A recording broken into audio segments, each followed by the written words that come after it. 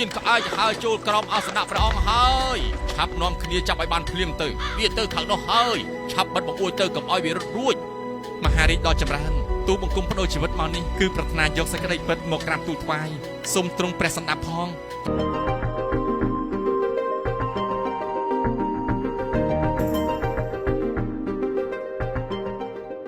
ការនេះទើបត្រឡប់ពីងូតទឹកស្ទឹងក្រៅនគរចៃដន្យខ្ញុំកំពុងផឹកទឹកស្ទឹងនោះដែររាជគ្រូនេះបានរើសដុំថ្មគប់ប្រហារខ្ញុំប៊ីនឹងធ្វើឲ្យខ្ញុំខ្សែជីវិតមិនក៏បណ្ដោយឲ្យកើតរឿងបែបនេះគួរតែប្រុងប្រយ័ត្នពេលឃើញមនុស្សទាំងឡាយត្រូវហៅកិច្ចចេញឥឡូវខ្ញុំមិនសុខចិត្តទេខ្ញុំចង់ជួសដាក់ក្បាលបរាហិតនេះបន្ធូរកំហឹងអ្នកកុំធ្វើយ៉ាងនេះឡើយត្បិតបរាហិតនេះជាមន្ត្រីធំការមានពាក្យជាមួយអ្នកធំគឺពិបាកណាស់គេតែងខឹងគេអាចធ្វើឲ្យពួកក្អែកយើងវិនិច្ឆ័យបានតែម្ដងនេះខ្ញុំសូមប្រកែកនឹងលោកម្ចាស់ហើយ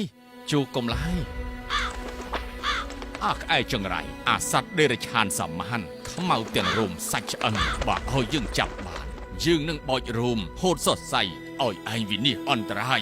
ពួកឯងក៏ដូចគ្នាឲ្យតែចាប់ក្អែកបានឲ្យយើងនឹងឲ្យរង្វាន់បាទឡាឡាឡាកម្ដៅថ្ងៃល្អណាស់ហាលស្រូវមុខជាឆាប់ស្ងួតហើយយើអាសត្វប៉ប៉ែ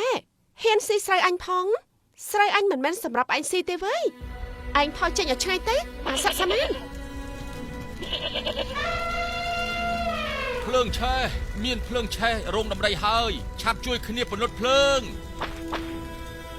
ពេលនេះពួកមថរសាទដំរីអស់វិធីព្យាបាលដំបៅដំរីដែលបង្កដោយភ្លើងឆេះរោងដំរីហើយមើលអស់លោកមន្ត្រីទាំងឡាយមានអាណាស្គាល់ថ្នាំពូកែល្អឬពេទ្យដំរីដែលមានលទ្ធភាពអាចព្យាបាលទេមើលគ្នាយើងមានអាណាស្គាល់ទេខ្ញុំអត់ស្គាល់ទេលោករាជគ្រូលោកពូកែជ្រៅជ្រះជាងគេខាងចំណេះដឹងផ្សេងលោកគួរតែមានវិធីអាចជួយយើងបានមែនទេបបិទ្ធមហារាជខ្លាញ់សត្វក្អែកគឺជាឱសថពូកែបំផុតខាងលៀបដំបៅដំរីក្រាបទូលចូលប្រកាសរាជបញ្ជាយើងឲ្យពលសេនានិងប្រជានរាជទាំងឡាយនាំគ្នាជួយចាប់សត្វក្អែកសម្លាប់យកខ្លាញ់មកលាបព្យាបាលដំរីលោកម្ចាស់ពេលនេះពពួកវងក្អែកយើងកើតចលាចលអសន្តិសុខណាស់បើមិនឆាប់រកវិធីទប់ស្កាត់ទេមនុស្សម្នាទាំងឡាយនឹងតាមប្រមាញ់សម្លាប់ពួកក្អែកយើងផុតពូជមិនខានគឺដោយសារតែឯងបើឯងមិនរឹងតឹងទៅជូដាក់ក្បាលរាជគ្រូនោះក៏គ្មានភ័យនេះកើតឡើងដែរពួកយើងនាំគ្នាជឹកសម្លាប់វាចោលទៅលោកម្ចាស់ជួយខ្ញុំផងខ្ញុំដឹងកំហុសហើយថ្ងៃក្រោយខ្ញុំមិនហ៊ានប្រកែកប្រឆាំងនឹងលោកម្ចាស់ទៀតទេអ្នកទាំងអស់គ្នាចូលធ្វើចិត្តឲ្យស្ងប់ចិត្តក្តៅក្រហាយជ្រួលច្របល់អាចធ្វើឲ្យបាត់បង់សតិនិងបញ្ញាខ្ញុំបានគិតវិធីដោះស្រាយហើយជឿជាក់លើខ្ញុំនឹងបដូរយកសន្តិភាពមកជូនទាំងអស់គ្នាវិញយ៉ាងប្រាកដក្អែកសេចក្តីពិតទើបអាចបដូរយកសេចក្តីសុខសន្តិភាពត្រឡប់មកវិញសេចក្តីនេះទោះជាត្រូវបដូរដោយជីវិតក៏ត្រូវតែលះបង់ធ្វើដែរដោយមានការតាំងចិត្តខ្ពស់យកការលះបង់ជីវិតជាសំអាងញ៉ាំងចិត្តក្លាហានមិនខ្លាចអ្វីក្អែកពោធិសត្វបានហើរសម្ដៅចូលតាមបង្អួចនៃមហាប្រាសាទរបស់ព្រះរាជាមានក្អែកហើរចូលក្រោមអាសនៈព្រះអង្គហើយឆាប់នាំគ្នាចាប់ឲ្យបានភ្លាមទៅយើងកំពុងត្រូវការខ្លាញ់របស់វាផងវាទៅខាងនោះហើយឆាប់បិទបង្អួចទៅកុំឲ្យវារត់រួច